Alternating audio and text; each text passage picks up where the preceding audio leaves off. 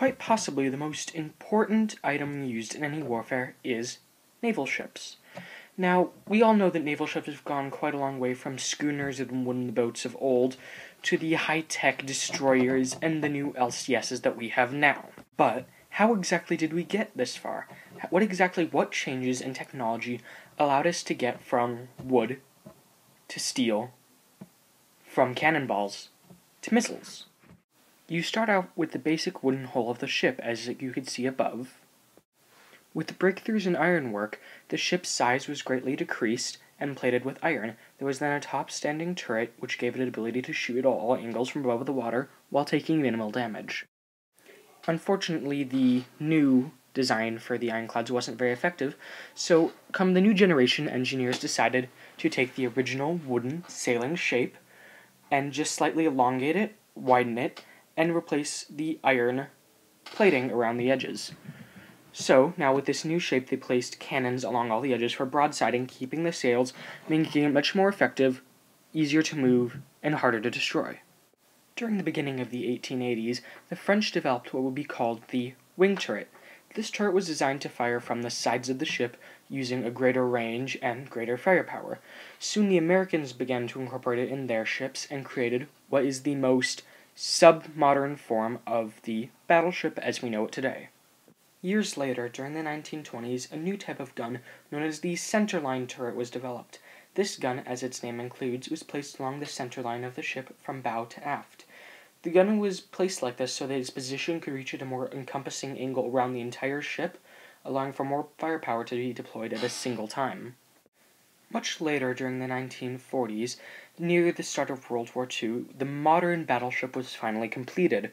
The battleship, now incorporating elements of steel, had its 3 centerline turrets, each with 3 adjustable barrels, but also, in addition, the ship had 2 wing turrets on each side, allowing for greater amounts of firepower to be used.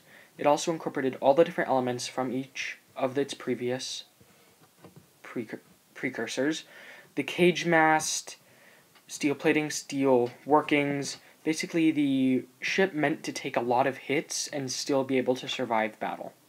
Around the same time as the battleship was being completed, another ship was also being worked on, its main purpose being an escort ship. Today, this ship is one of the main ships in our Navy, known as the destroyer. Thanks to gyroscope technology advancements, it is able to, as well as carrying its centerline gun, it is able to carry missiles ranging anywhere from cruise, guided, to ICBM missiles. This allows it to be a very formidable force, able to work alone on missions or part of a large fleet. Now, this ship's very new capabilities also include the AGS class gun. Now, this gun is able to shoot high-moving projectiles out of the air, being able to protect the destroyer and the other members of the fleet from incoming missiles, bombs, and in some cases, larger artillery shells. The newest ship, however, in the U.S. Navy's arsenal is known as the LCS, or the Littoral Combat Ship. This ship's capabilities allow it to very uniquely upload a modular system into its computer, allowing all the guns, engines, and missiles to calibrate themselves to a mission according specifically.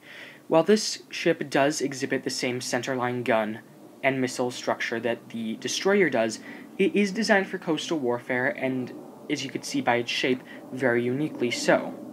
And you must admit, all the way from those wooden sailing ships to the new LCS, the U.S. Navy has come quite a far way, quite so many advancements, going all the way from wood to iron to steel, which has been used from the modern battleship on.